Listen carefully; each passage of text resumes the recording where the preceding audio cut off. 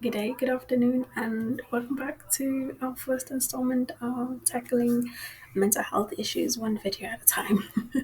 Building awareness one video at a time. That was supposed to be the slogan, sorry.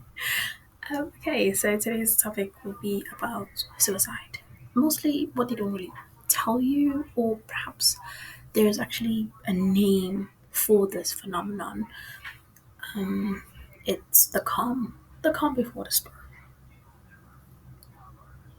My name is Khamid Marumo, and thank you for joining me today. I hope you find this video insightful and it provides some clarity to today's topic.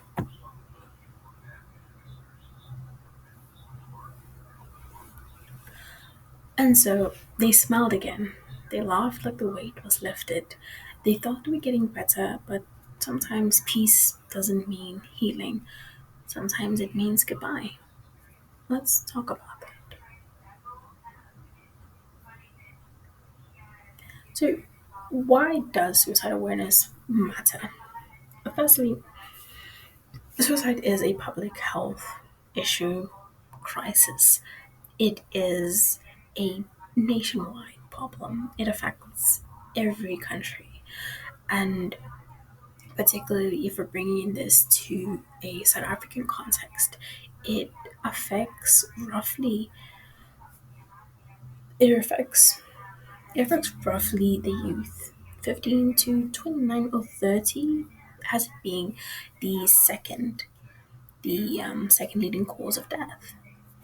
So raising awareness isn't just important, it's saving a life. The reason we say this is because when someone is in such a really vulnerable position and they often feel alone, having these awareness campaigns, even if it's through the video, through this video, through the radio, through television programs, they help give that sense of hope, that sense of, okay, there is a light after the tunnel, that there is someone I can talk to, someone I can reach out to kind of like talk about what's going on in my life, that there is help available. Because behind every statistics is a human being, is a family, it is a sibling, it is a father, it is a mother, it is a husband, a spouse, a child, a story. And when we bring this into awareness constantly and reliably, it helps us break the stigma of those who are afraid to talk about it or whatever misconceptions or myths it has. It opens up a conversation. It opens up a dialogue. It opens up doors that were previously closed. And it creates not only the digital space more safer and more open, but it gives us an opportunity to learn. And it does provide people with hope and it guides them to a better path. So, this quote: most people don't want to die, they want to stop the pain. They want the pain to stop. Sorry about that. This is such a very strong statement because we're looking at it from there's so much pain in my life that I cannot cope with, that I want it to be gone, that I just want it to be removed from my life. And if I remove myself from this equation, then the problem will no longer bother me. And that is heartbreaking.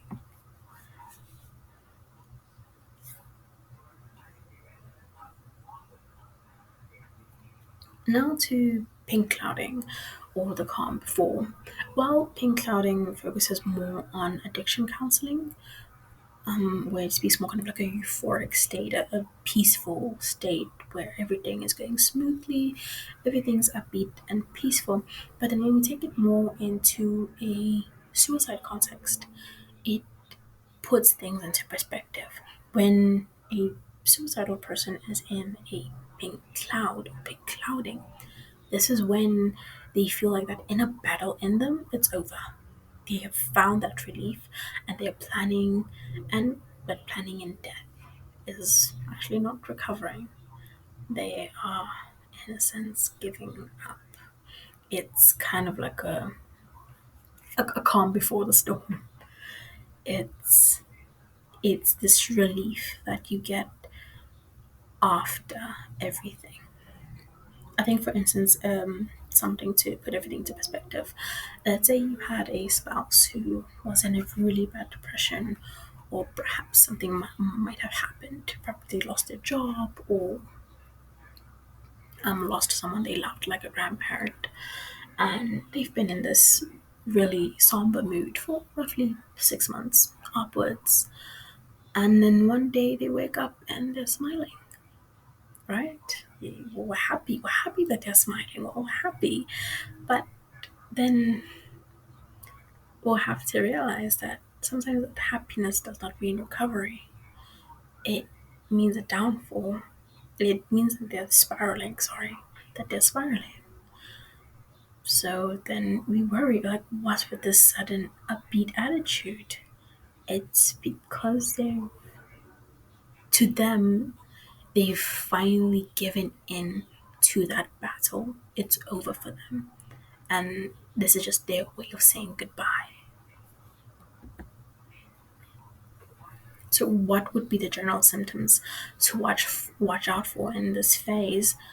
Would be kind of like a sudden happiness after deep depression, giving away prized possessions, sorting out personal affairs, writing letters, making wills, and if they have children, they're giving them their childhood memories, maybe CDs or toys or things that you wouldn't really consider to be important, but they were important to them.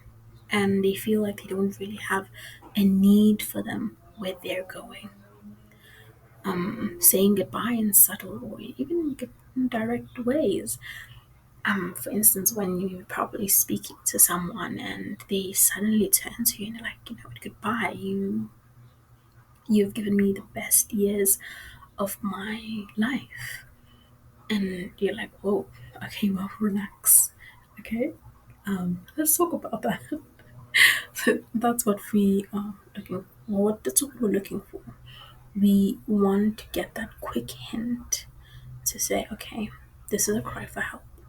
How can I help you?